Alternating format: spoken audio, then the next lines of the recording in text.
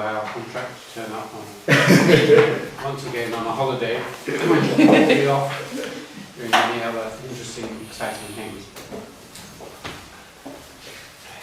Good morning. Thank you for coming. Yesterday we started by asking you where you thought your mind was. Today I want to start with a question to each of you in turn, which was one of my first surprises when I first came to Hokkaido 19 years ago, which was to go to a school of 13, 14-year-old children. No, 10 or 11. 10 or 11. Mm. And I asked them a number of questions. And then I asked them what their religion was. And I'll tell you their answer after I've asked you what your answer is. So I want each of you to tell me what your religion is. Your religion? Yeah. For a change, we'll go around this way, so it was a little more longer to think about what your religion is. Yes. I have no religion. No religion. Okay. No religion. No religion. Also, no religion. You all are very clear that you know what religion is, but you don't have it. Okay. I was brought up as a Protestant, so I went to a church school. I'm not very strict about it. Yeah. I was not very strict, but Orthodox or Christianity. Orthodox? Russian Orthodox? Yeah. Okay. I would follow my parents' religion, for example, Pinero, but Which is talking about Buddhist? myself, yes, Buddhism. But talking about myself, I would say no religion. I don't have religion. You don't have religion. Okay. Hello. Yes, You're Catholic. atheist. Right. What's the difference between an atheist and having no religion? These people have all said no religion. You say you are an atheist. Do you think that is different, or is it just the same as saying no religion? I think it's almost the same. Okay. I don't think it's the same. I believe Buddhism and Shinto. Buddhist and Shinto. Shinto.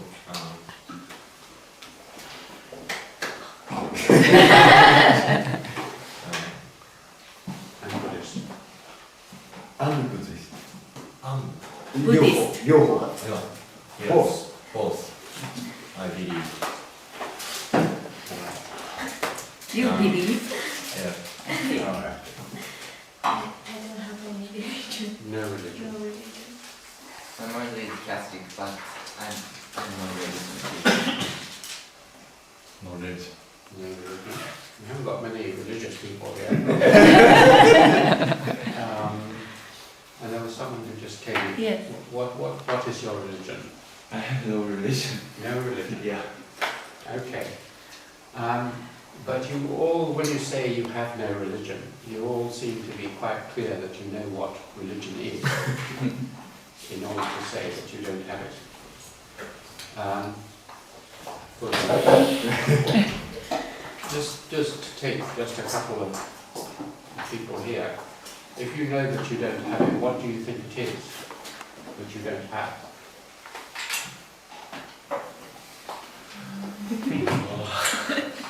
What would it be if you did have it?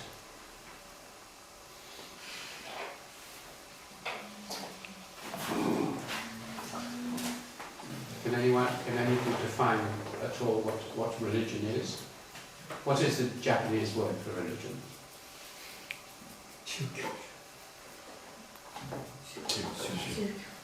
Shoot. And what does that, how would you translate that into English? Religion.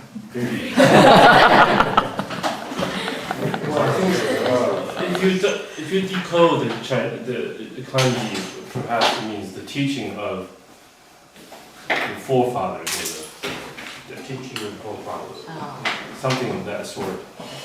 Is the religion for you? Is the religion for you? No. No. For me, I mean, I have a very different view.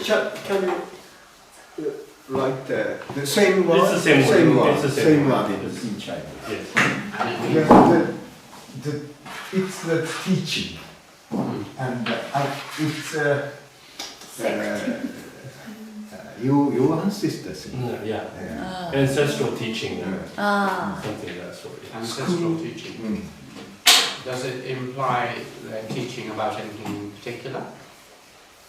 Could be they're teaching about how to eat your food, or For the Japanese, I think it's very different. For someone in the Taiwanese tradition, which you know well, is very heavily influenced by the Chinese culture. Yes. so yours is the teaching of ancestral religion. I was going to say, I have no particular religion, but I do practice, to a certain degree, ancestral worshipping, which is quite common in our culture. That came from mainland China. So what about what is religion? Any of you are going to be brave enough to tell me what you think religion is? What does it do? You heard, please. I believe with it because I do the same. Oh, you do the same. Yes. Practice. Practice. Meditation. Yeah. Zazen means meditation. Meditation. Buddhist meditation. It's the best way to control my mind. But do you worship the Buddha? When you visit the temple. Or do the same. Do you think Yeah. the Buddha is a god? No, I You don't. don't think. But so Buddha is Buddha. I expected Buddha, but not so. You respect him, but you don't worship him. Really, yes. Okay, so what happened when I went to this school? 10, 11-year-olds. You went to a school in England and you said, what is your religion? Now already asked children, have you taught something about religion? So they would all say, we are Christians or something like that. And they could probably explain a little bit, you go to church, you believe in God, you do this, that, and the other. These children looked at me, and there was Professor Nakamura was there, and another teacher to translate them. And they said, we don't know what you mean. We have never heard of anything. What is it? And I said, well, have you heard of the Buddha, or Confucius, or Jesus Christ, or... No religion. So if you think of that diagram I drew yesterday, where we break our lives into religion, politics, social life, and economic life like that. The little Japanese children I first met astonished me, because they said there is no religion.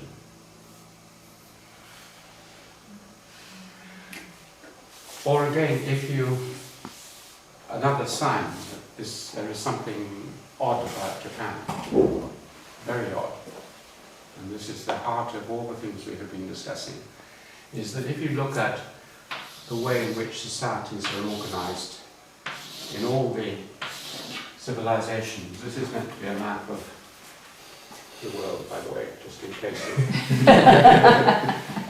I start with England here, and Japan is here, and India, China, Africa, and so on. If you look at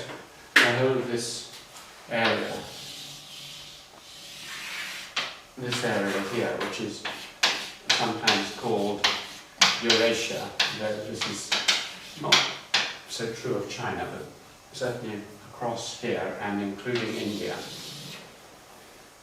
All these societies are divided into 4 groups or functions. The rulers, Kshatriya in India, or the nobility, or the kings, or the whatever. So a ruling political group, a priest group, the Brahmins in India, or the churches in Europe. The priests, the rulers, the priests, the traders, townsmen, merchants group, what we call bourgeois. They live in cities, in burgs or towns. In French, this is the nobilité, clergymen, bourgeois, and paysans, the peasants, the people who work in the countryside. Those are the 4 castes in India. In other words, using other terms, and it's the 4 castes in Europe. If you look at Japan, you have 4 groups. You have the samurai daimyo ruling group, which is equivalent to that. You have the equivalent, strangely, and this is a very odd feature of Japanese culture, the peasants, the workers, the country folk, peasants, are the next highest group, which has elevated them a lot. Then you have the merchants and makers of things, and then you have the traders and people who sell and exchange things. Isn't it craftsmen rather than merchants? Craftsmen. And then merchants at the bottom. Yeah. Craftsmen, merchants, yeah. So craftsmen here. Now if you look at that, there's something missing. I hope all of you can spot what is missing there. Same in China. Where are they? They are so important in the West and in India and in the Middle East, obviously Islam, the mullahs and so on. But they aren't in the social structure of Japan or in China. So it looks as if there is a significant absence of one of the most important features of the rest of this part of the world. So we'll come back to that and how it happened and the implications in a minute.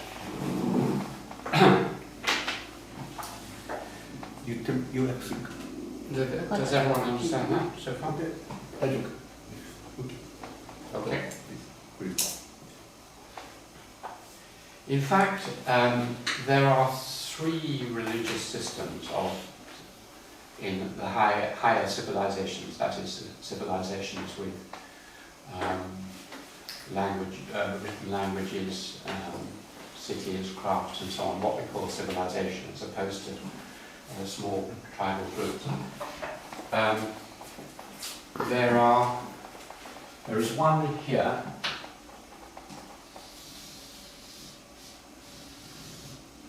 Let's probably go, the line goes more like that. In this area, there are monotheistic religions, the 3 monotheistic religions, Judaism, Christianity and Islam, which believe in one God. So these are the monotheisms with one God. In this area here, the whole of this area is the second system, which is religious systems which believe in many gods. Although Buddhism is difficult because in theory there is no God, but in practice most people believe in many bodhisattvas and many gods. God means smaller gods. So these are polytheistic. Theist means God, and so they are many. Poly means many. Mono means one. So these are monotheistic, these are polytheistic. And then there's Japan. And Japan is totally different from the gap between Japan and the Japanese Sea and the mainland. Is one of the biggest gaps, cultural gaps, probably the biggest cultural gap in the world.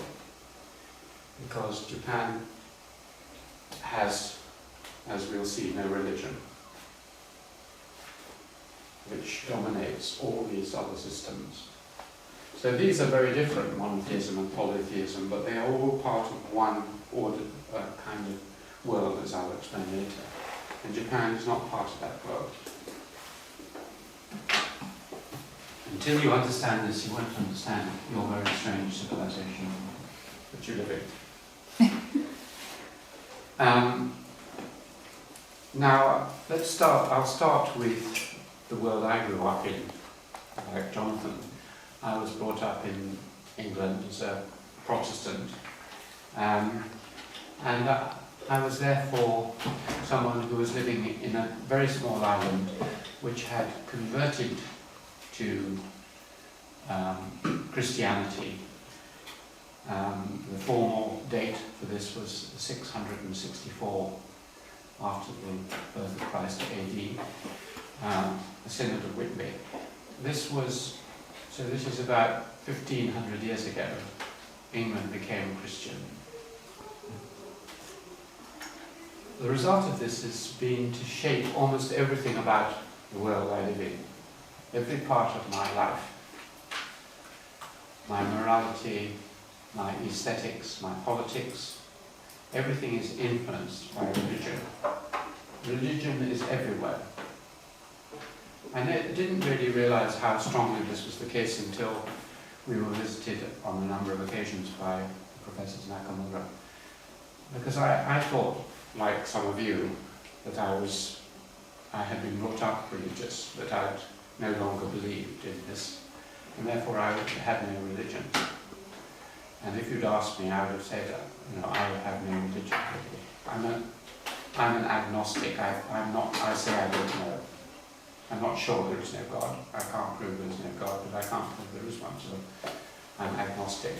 Sarah is usually more confident and says, I am an atheist. I know there is no God. But we thought we had escaped from religion. But our friends here, coming from Japan, said, you are so religious, Alan. And I said, no, I'm not. I don't believe in any of this nonsense. And then they pointed out that, in fact, religion is the bedrock of almost everything I do. When I read English poetry, it is always filled with religion. When I explain things, there is always a religious element. When I consider what the purpose of my life is, there is always a religious element. When I consider what is good and bad behavior, morality, there is very strong religion. My attitude towards sex, towards people, everything is suffused with religion. It is all around me, and yet it is invisible to me because I live within a Christian civilization which has left its mark on everything. This is particularly the case, obviously, being in a place like Cambridge, because it is all the time. The church bells are ringing and the services are going on, and it's like being in a Japanese city. It's like being in Sapporo. The Mikoshi are always there, and there's the Shinto shrines and so on. All around me are the symbols of religion in Cambridge. But I thought that was just the surface, and I got rid of it. But in fact, everything from our metaphysics, as our philosophical systems, to our legal systems, to our art, much of our art is religious. So we are in the position of someone who once was asked whether they were religious, and they said, "No, thank God I'm not religious." we can't actually do it. 大丈夫危ない大丈夫大丈夫ね、その宗教はないっていう答え方っていうのはその神がいるともいないともわからない。だから、よく信仰してないから自分には宗教がないというアセイストっていうのははっきりないと自分の中で確信している神がいない。だからあなたは確信しているいう方でそれ全然違う。で、先生そのノーブルでサラさんはその汗自分はないと思ってる。ただし来てみた。で我々はないと言ってるくせにすごくなぜこんなに自分たちと違うのか、それはパッと見るとやっぱりものすごく影響を受けてるんじゃないかないか。我々がノットリリジャスと言ったりアセイストと言ったりする時とまるっきり違う。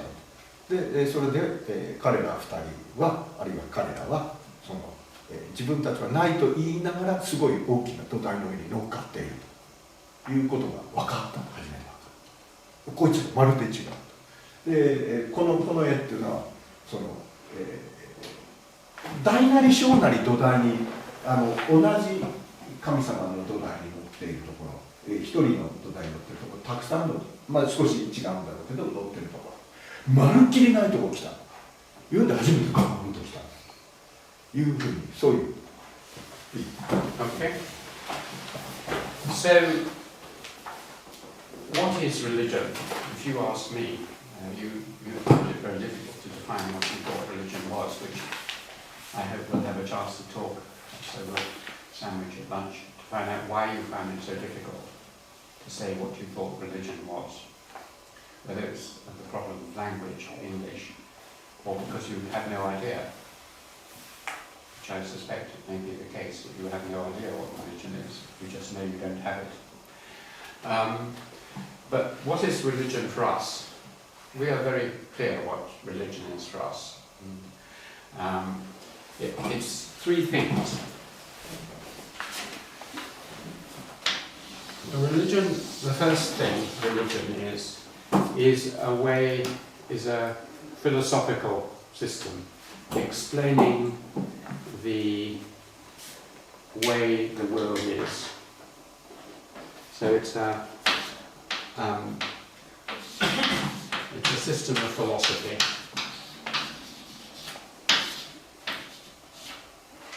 Or metaphysics. It explains how the world began. God created the world. It explains where the world is going, the final reckoning when God will wind up this experiment and judge us all, the end of the world. It explains the laws upon which the world works, why all things happen, the relations between animals and human beings, why the sun rises, why it falls. Everything is explained by religion. Nothing happens in this world without God's permission. He sees everything, he is omniscient, he knows everything. So all the laws and rules of life and the meaning and purpose of life is explained by God. Everything was ordained at the beginning when he created the world. Everything was laid out and it just follows his plan. It explains why suffering occurs, why we are miserable and unhappy at times, and how to overcome this. Why some people are successful, why some people fail. Everything is explained by religion.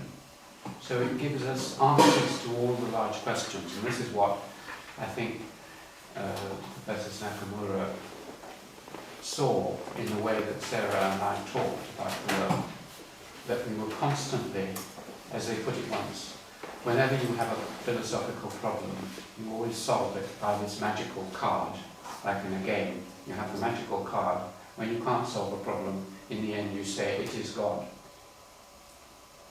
This, of course, is the magical card that Descartes used in his philosophical system. Cogito ergo sum, I think, therefore I am. But why do I think? Because God gave me this ability. Descartes starts with God. Newton starts with God. All our scientists and philosophers start with God.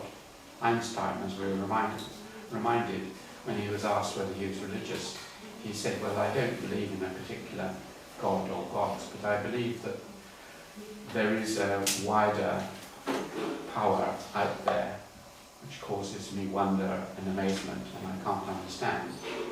So all our scientists, philosophers and so on, in the end, are left with God. Maybe So, they have a question. okay. いい言ってみようか。 Do we understand? I don't think so. I don't think so. So if you ask any question of a deep philosophical kind, you'll come back to religion in the end. About the meaning of life. 何かを説明しなければならないときにその答えを必ずくれる説明体系で、なぜか科学的に答えられるものはある、どうして、宇宙が太陽系がThe magic card Yes. is used in two ways, basically two ways. One is with the consciousness that I am using this card and I believe in this. Another one is just by way of a social convention. I'll give you an example. If you ask somebody, you know something or not, the person says, well, I don't know. Then we can say that the person is making a judgment about his or her mental state. So this I don't know as a magic card indicates a kind of meta cognitive activity, a judgment to be made. But if you ask a two-year-old infant, child, you know where your mother is? I don't know. You ask a child, anything, many children, not all, will say, I don't know. But in this case, a two-year-old are not sure, or he or she is not conscious of his using this, I don't know, which in the case of an adult, in our previous example, is an indication of a metacognitive process, or the result of that.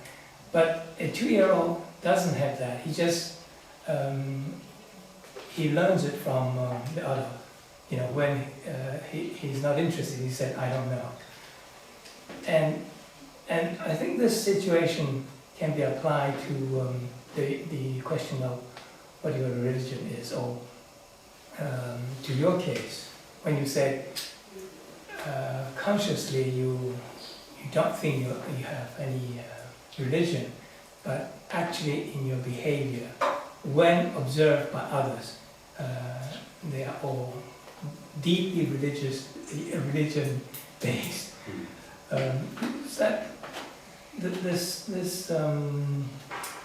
So is a consciousness or intentional intention necessary? When you say, what is religion? And somebody says, I have religion or I don't. Do we not have to ask further, are you, do you know what you mean? That is, you are, because I think every, as a in our everyday life, we have something that we learned from the cultural convention. But that doesn't mean that we are conscious of the system and we take this system or part of it into us. We are just imitating. Yes, well, I think that's a useful distinction. And I think in a lot of cases people are just, without thinking, just saying, I don't know, like children. And you have to ask that question and press them, and you can see whether it's conscious or not. While you were talking, it reminded me of, I had a deep dislike for the American Vice President, Rumsfeld. Defense. Defense. Yeah. Vice President. Exactly, but he came out once with it. Something he probably got from some Zen philosophy or something, but it was rather nice. He says, there are things I know, there are some things I know I don't know, and there are some things I don't know that I don't know. That struck me as, and I think to a certain extent, those last two are like, there are some things you know you don't know, and there are other things you don't know that you don't know, but you sort of retreat. Anyway, we'll just go on, perhaps come back to that. So we have a philosophical system called religion. Then we also use religion to tell us how to behave. We had a distinction before between ethics and morality. Religion gives us our moral system and also our ethical system. It both tells us how to socially interact with other people, but also deep inside us how to behave in a right and proper way, which we call morality. So we have a Christian ethics and we have a Christian morality, and I'll concentrate on morality because this is the thing that seems to be totally missing in Japan. And led Ruth Benedict into her mistakes, I think, about shame and so on, but she was sort of touching on something important there. God told us that he was very helpful because he told Jesus 10 points, 10 commandments. Moses. Sorry?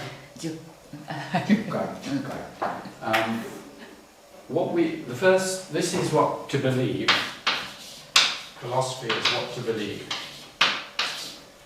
And we are in the Protestant Anglican Church, we have 36 articles, I think it is. And it says, you must believe this. If you are a Christian, Anglican Christian, you must believe these 36 articles. In London and my universities, before you could become a full member of those universities, you had to read through these 36 articles that said, I believe in God Almighty, the creator of the world. I believe that Jesus Christ was his son, and so on and so on. And you have these 36 articles of belief, and you have to subscribe to them. You have to, this is the contract, so to speak, when you join Oxford or Cambridge. Or had. It is no longer the case now. No, it was. So these are the articles of belief. The articles of morality are the 10 commandments. Thou shalt not kill, thou shalt not commit adultery, thou shalt not steal, and so on. Mostly not, but some sort of, you shall love your neighbour as, or whoever it is, as yourself. So there's some positive ones. And these are the foundation of the moral system. Because God has told us that we must be good, morally good. If we are not good, and here is the battle that we talked about between the body and the soul or the heart or the head, this battle must be won. Because if you don't win it, you will go to hell. Human beings are here on this earth. Up here is, or down there actually, because we envisage it downwards. Down there is hell, and up there is heaven. We talked about heaven as being a rather vague place, but hell is quite specific. It's Guantanamo Bay, or Abu Ghraib. The Americans, being very religious people, replicated hell in their penal systems. わかった。天国はものすごく曖昧なものだというので、エンジェルの話した時にぼんやりしてる。で、ヘルっていう方はものすごく具体的で、こうやってこうやってこうやってこうやってこうやって。All the tortures, you are burnt, your fingernails are pulled out, everything that Americans have developed, and not just Americans, I should say, the British and everyone else have developed as forms of torture, are practiced down in hell. So it's very sensible to spend your life trying to avoid to ending up in Guantanamo and instead going to Sapporo, which is heaven. Beautiful trees and nice people and good food and generally heavenly existence. So your morality is underpinned by fear and hope, and also a feeling of obligation and thanks to God. So you try to be a good person. Now the difference, one of the great differences is, of course, who is judging this and how do they know? It's very fashionable in anthropology and sociology to talk about something which Foucault talks about, the panopticon,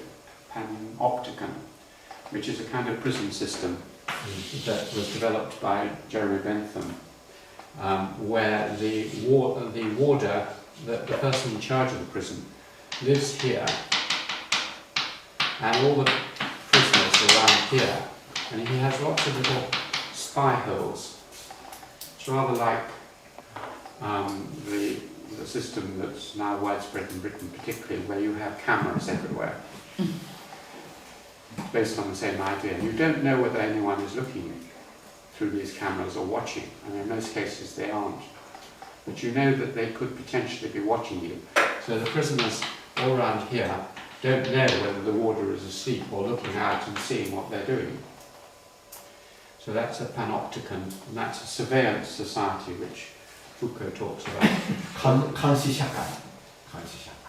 So this is the system we have. God is there.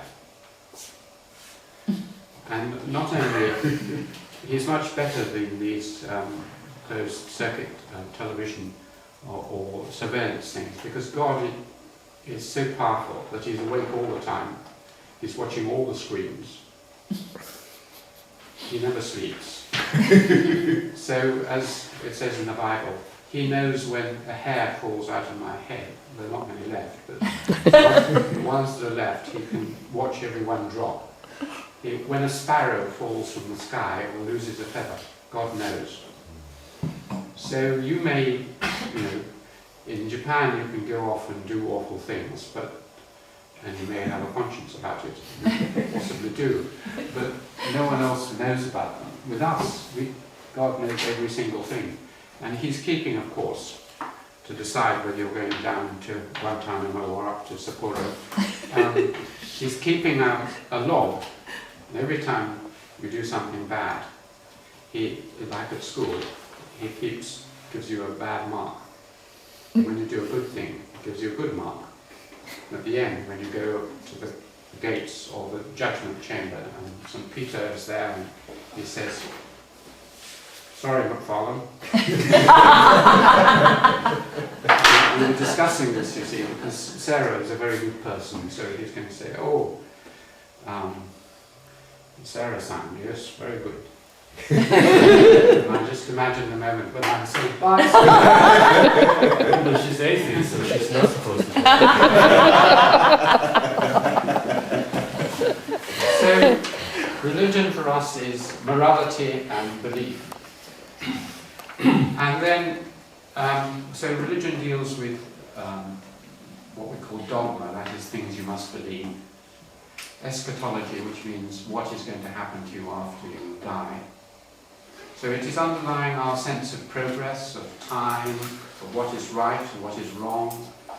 All that, the relation between how we should treat animals, how we should treat the natural world, concepts of the body, of sex, of family relations, of truth, of lying. All ideas in justification come from our religious system. And it has a third function, which is what we call ritual, which is how you should behave in relation to God. Your religious practices, how in particular you should communicate with God. Because obviously you want God to be kind to you, to give you good health and good fortune and all these sorts of things and protect your family. And you do that by what I defined religion as before, repetitive, standardized, formalized behavior. So you clap your hands or you go like that and you say certain forms of words and you go and drink the precious blood of Christ in the, and so on and so on. All these rituals are based on what we've been told about how to approach God. So, putting it together, religion is a threefold system. で、また最後のリチュアルがアピア。そうですね。 You are just doing that. Yes. We would call that magic. So religion is a joint system of ideas and beliefs, of ethics and morality, and of rituals. Within Christian religion, English religion has historically been at one extreme end. In certain respects. One is that it is a very individualistic religion, particularly since the 16th century when we became Protestants, so that we don't really emphasize that we need anyone else except ourselves to communicate with God. God is within us and we pray to Him.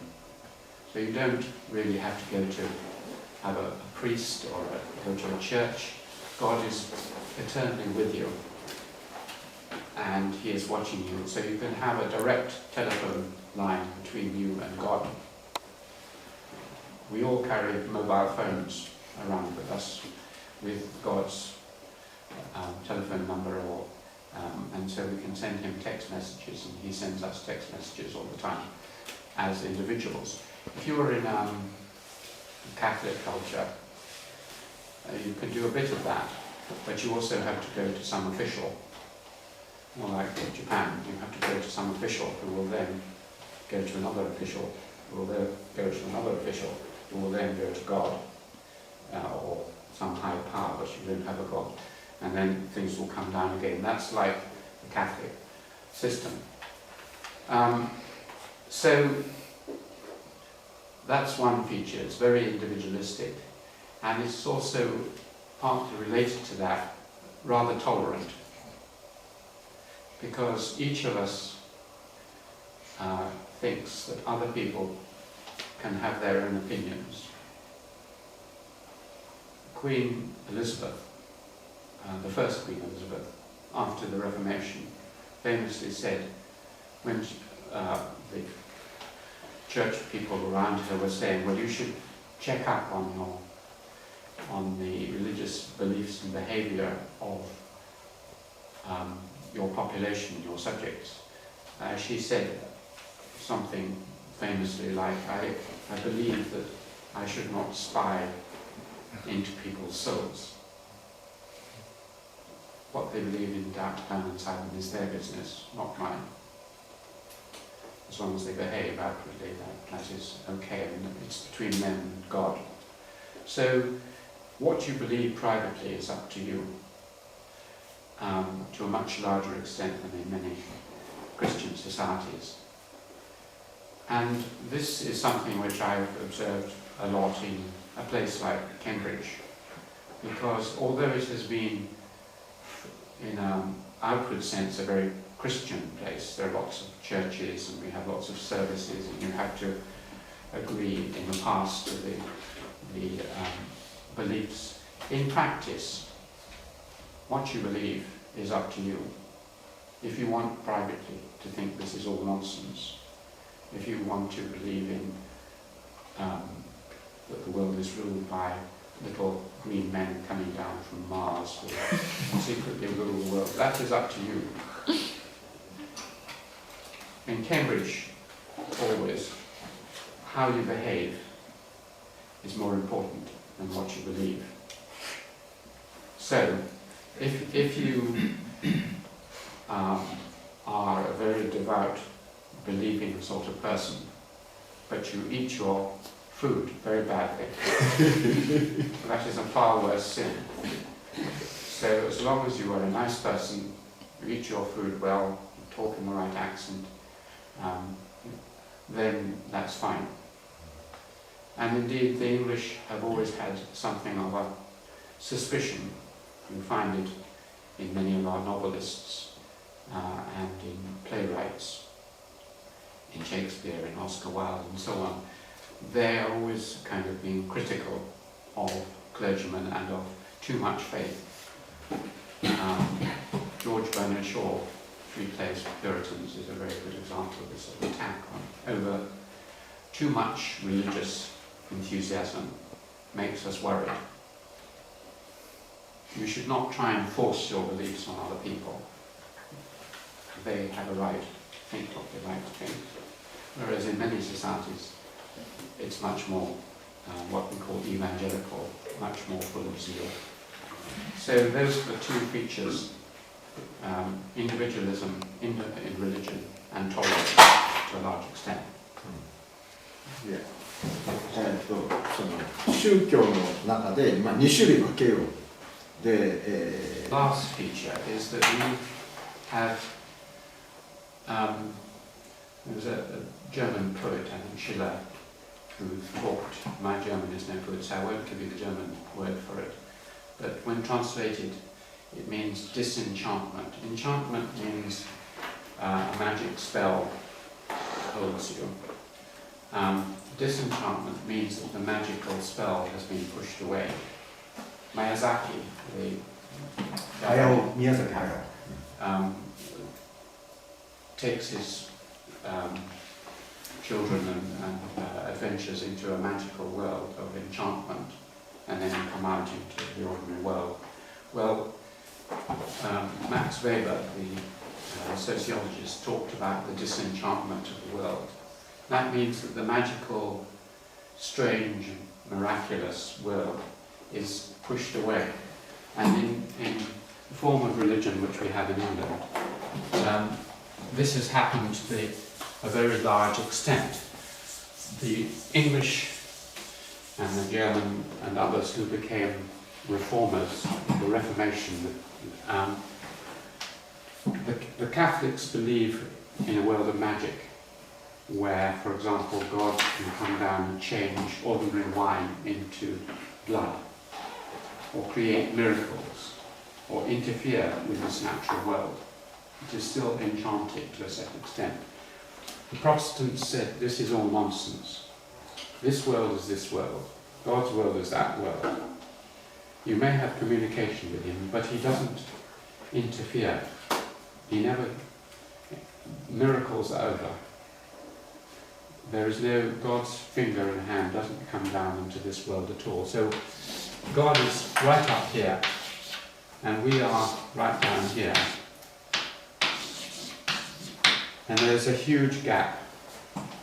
He doesn't come down into this world. He is watching us. We can talk to him, but he is at a great distance. and also inside our heart at the same time, but he doesn't interfere with this world.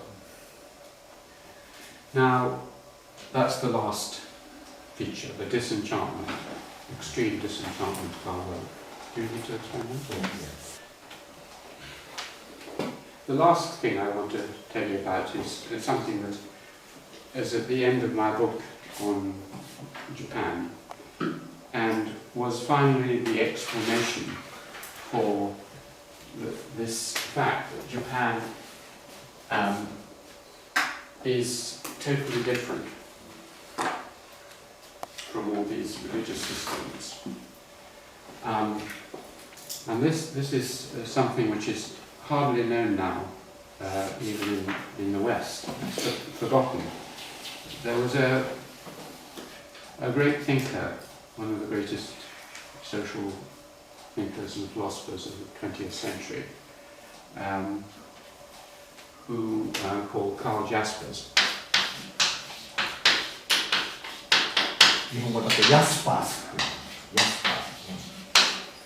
He was a junior friend of Max Weber, the only person Max Weber felt was on the same sort of level as himself. And he studied philosophical systems around the world. He spoke most of the languages of the world. He studied Indian philosophy, Chinese philosophy, as well as Western philosophy, and he was Jewish, and he knew a great deal about Jewish tradition. Hitler didn't like him and threw him into a concentration camp. When he came out after that experience, he didn't die. He summarized all his works and all Weber's work into one very, very short book, about 100 pages, called The Origins and Goal of History. And in the first chapter of that, in the first 5 pages, he summarized all the world history, and in particular the great transformation that altered our world. 3,000 years ago on this planet, all the peoples on this earth believed in enchantment. That is to say,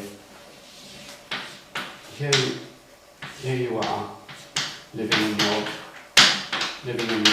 village. Let's take the case where Sarah and I work in the Himalayas. Here's the mountains behind you, and the fields around you, and rocks and trees, and so on. That's the world you're living in. It's a world of physical things, material things you can touch and see, like a rock or a tree or a mountain or other human beings. But it is also a magical world, a spiritual world, filled with forces which you don't understand, kami-like forces. So everything has a double. You have the pen, but you also have the spirit inside the pen. Like Japanese believe Toshiba laptops have kami inside them, or spirit inside them. No. So on. You may not know that, but I'm told.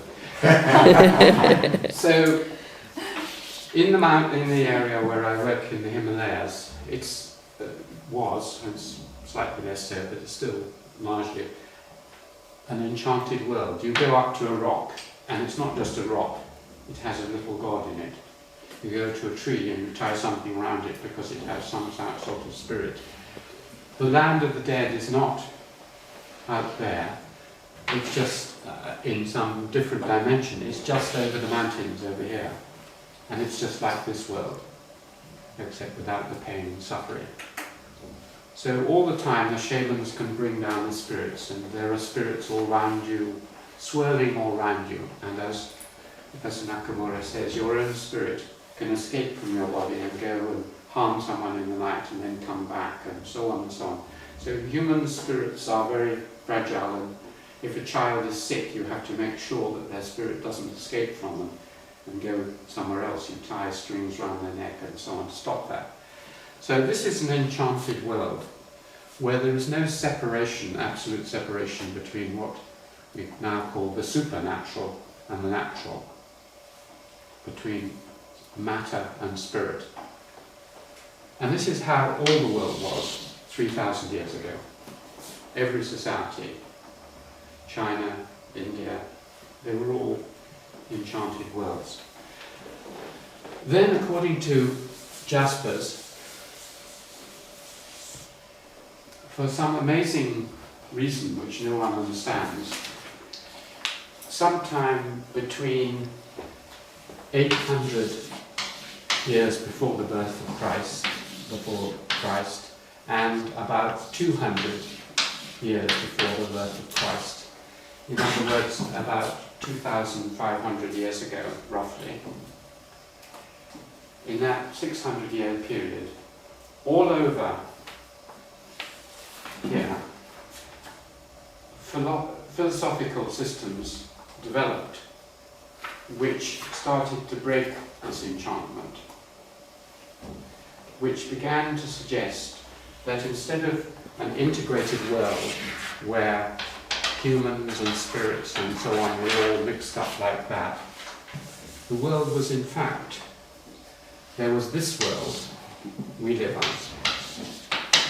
which is material and physical and all the objects and so on. And there was another supernatural, above nature, outside us, an ideal world, heaven, if you like, which was entirely separate. There was a big gap. You might go there after death, but it existed differently from you, from us, and provided an ideal model of how life should be, against which we measured this life. So you've got, as Jaspers explained, a tension, a contradiction between the ideal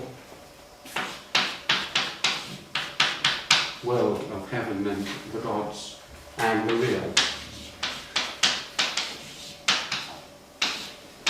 So in a way, putting it in another form, religion became institutionalized. It became something which you could call religion. Because this is, religion is here, and the ideal is here, and it is separated off. Now, the people who did this did it more or less simultaneously over the whole of this area. Here, in China, Lao Tse and Confucius, and no doubt others, Mencius and so on. So China went through what the metaphor that Jaspers uses is sort of a wheel turning round, and what we call this, when a wheel in English turns round, it turns round on a central axis. It turns on its axis. And so he called this the axial age. That is the age when the world turned on its axis. So the axial age occurred at this time. It separated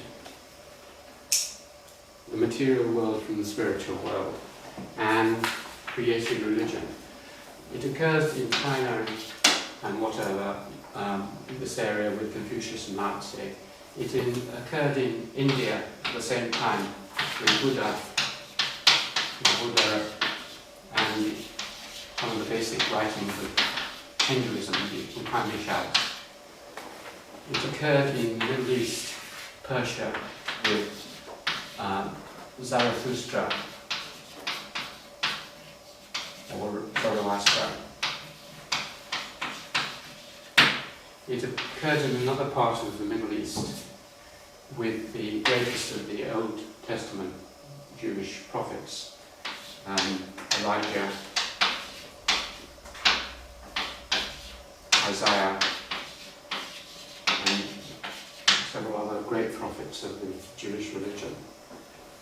And it occurred in the Mediterranean, in Greece, with the early Greek philosophers, the pre-Socratic philosophers, I know Socrates, Plato, and so on, who are about this time, about 5th century, 6th century BC, before the birth of Christ. Everywhere, all those places went through this great shift, this axial change to religions in our sense. No one knows why this happened. Jasper doesn't really give an explanation. Some people think it was the horse, the great horse peoples of this area took some religious innovation from Central Asia and spread it this way, and spread it that way, and so on. But why they should spread it and why it should emerge, other people think that maybe it's something to do with the communication systems. This is the time, certainly in Greece, when you get the development of new languages. This is the discovery of alphabetic systems which change your relationship with the world. I won't go into that, but it may be something to do with the writing or communication systems which suddenly distance God. One effect of writing things down with alphabetic characters is that it fossilizes them and it separates you from the world. Whatever the reason, it happened. The odd thing, do you want to explain that, or shall I finish off? Well, axial. The extraordinary thing is that all the civilizations of the world went through this axial transformation, which affected their philosophies and moralities and everything, but not Japan. Japan has never become an axial civilization. In other words, its basic philosophy, morality, and so on, is still enchanted, back in the age of enchantment. In other words, it's a shamanic, magical world which doesn't separate. This is one of the reasons you'll find it very difficult to define religion, because there is no